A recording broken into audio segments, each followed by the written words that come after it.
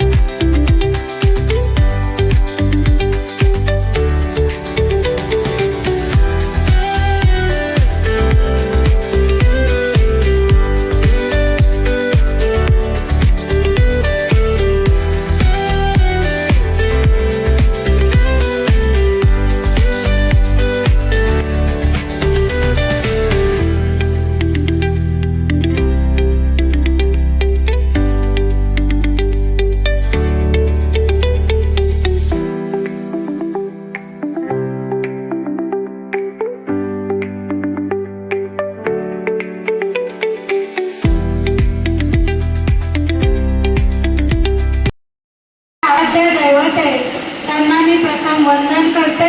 गुरुवर्य बाबूराव जगताप, दादासाहेब जगताप, माई जगताप आणि जनता शिक्षण संस्थेचे अध्यक्ष जयप्रकाश जगताप साहेब, तसेच माझे प्रिय बंधू जनता शिक्षण संस्थेचे जनरल सेक्रेटरी प्राध्यापक सुभाषजी जावळे सर, कार्याध्यक्ष आगम सर आणि तसेच सर्व पदाधिकारी,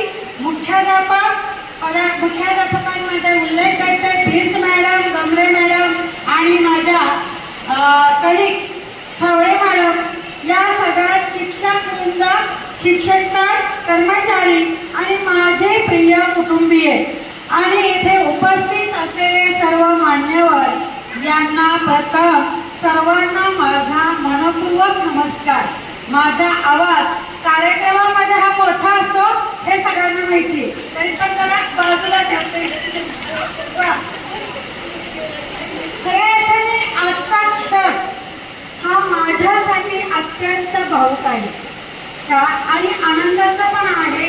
तब्बल 33 वर्षाचा हा माझा अनुभव आणि वर्षाचा हा शाळेतील माझा प्रवास हा एका सुंदर टप्प्यावर येऊन पोचलेला आहे. खरं ही शाळा माझ्यासाठी केवळ कामाचं ठिकाण नव्हतं, तर ते दुसरं कुटुंब होतं.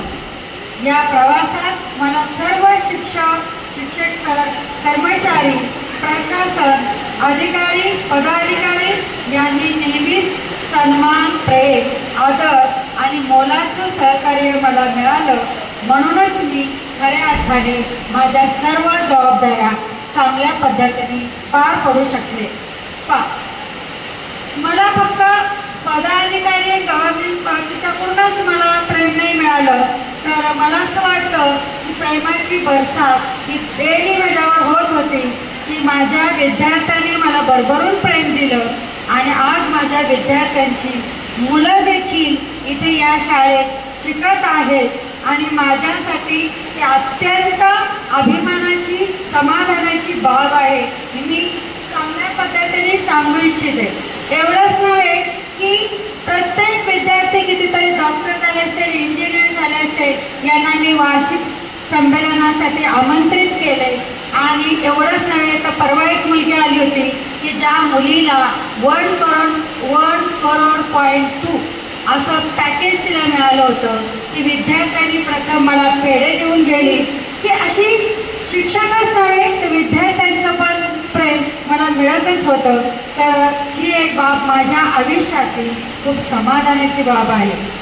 या 33 वर्षामध्ये सहली असतील, वार्षिक स्नेहसंमेलन असेल, सांस्कृतिक कार्यक्रम असेल, शाळेतील विविध उपक्रम असेल, त्याचं नियोजन करताना खरंच मला खूप आनंद होत असेल आणि प्रत्येक कामामध्ये माझ्या सहकाऱ्यांनी दिलेली साथ ही कधीच मी विसरू शकत नाही. सर, हे इंग्रजी माध्यम म्हणजे ही एकी आहे. हे एकीमुळेच मी तुम्हाला पाठिंबा देऊ शकले आणि खणखणीत आवाजामध्ये सांगते ही साथ हे कधीच सोडू शकणार नाही. मी जरी गेले तरी माझे शब्द ऐकण्याची ताकद तेवढी माझ्या शब्दांमध्ये आहे, ही मी अगदी आव्हानपूर्वक सांगते. हा संस्थेतील सर्व पदाधिकारी असतील, निवृत्त असे मुख्याध्यापक असतील, या सगळ्यांचा मी मनपूर्वक आभार मानते. कारण त्यांच्या विश्वासामुळे, मार्गदर्शनामुळे हा माझा प्रवास अधिक सुंदर झालेला आहे. आणि खरोखर माझ्या कुटुंबियांचे मी मनापासून आभार मानते. माझ्या सासूबाई गजराबाई यांना मी सासू हा शब्द कधीच प्रयोग वापरला नाही. त्या माझ्या आई होत्या, जन्मदात्या आई, आणि ती आई मला अजूनपर्यंत पुरली की मी भाग्य समजते की ती अजूनही माझ्या पाठीशी उभी आहे. आज तिचा प्रवास 87 वर्षाची आहे, परंतु ती माझ्या बरोबरीने चालते, हे मात्र पावलावर पाऊल टाकते.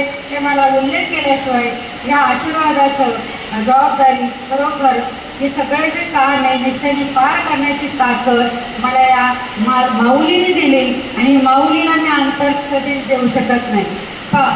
आणि अजून एक मी उल्लेख करू शकेल की माझी मुलं सलोनी असेल आणि आर्यन असेल, तुम्हाला मी खरोखरच हवा तेवढा तितका वेळ देऊ शकले नाही, तरी पण तुम्ही मला नेहमी समजून घेतलं. घरी गेली तरी माझी शाळा बंद होत नव्हती. जे घडलं ते बोलत असायची. त्यामुळे मुलं मला नेहमी म्हणायची, आता आई शाळा संपली ना, बेल झाली असेल ना तिथे, थांब बाई आता. तर त्यांनी खरोखरच माझ्यासाठी खूप म्हणजे सहन केले. त्यांनी बुकेटचं कंट्रोल ठेवलं किंवा वाट पाण्याचा अगदी कंट्रोल तुटायचं, तरी पण आईसाठी ते वाट पाहत असायची मुलं. की मी समजून घेणं, मला वाटतं माझ्या सेवानिवृत्तीचा आनंद मला होण्याऐवजी माझ्या मुलांना खूप झाला असेल. आणि ज्या दिवशी मी सांगितलं की मी सेवानिवृत्त होणार आहे, त्यांनी खरोखरच अगदी माझी मुलगी तर नसती आणि अगदी खरं सांगते हे सत्य की आज त्याला खूप आनंद झाला. की शेवटी मी एवढं म्हणेल का आज ही शाळा आणि इथली प्रत्येक व्यक्ती, प्रत्येक माझ्या आयुष्यातील प्रवासातील प्रत्येक व्यक्ती माझा कायमचा अनमोल भाग होणार आहे. मी कधीच त्यांना विसरणार नाही. हे नातं कधी तुटणार नाही.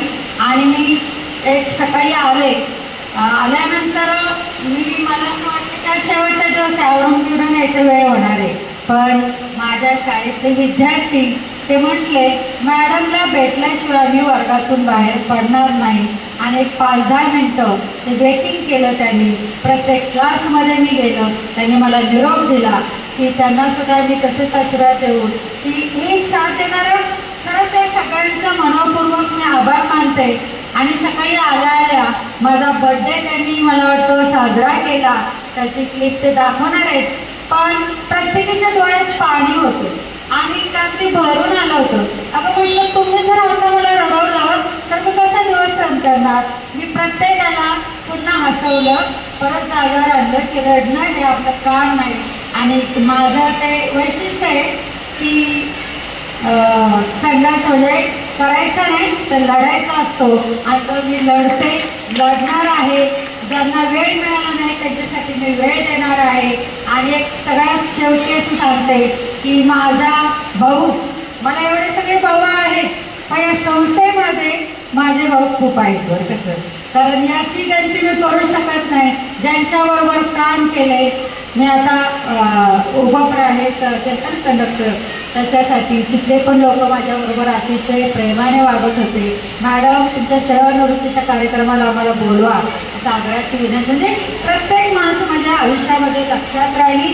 पुन्हा एकदा तुम्ही खरोखरच मला सरप्राईज दिलं आहे. अतिशय सुंदर असा प्रोग्राम अरेंज केला. माझ्या या सगळ्या सहकाऱ्यांना मी पुन्हा एकदा धन्यवाद मानते, आभार मानते. आणि हे तुम्हाला मी कधीच विसरू शकत नाही. तुम्ही जेव्हा जेव्हा बोलवताल किंवा म्हणजे आठवण करताल त्यासाठी मी नक्कीच उभी असेल.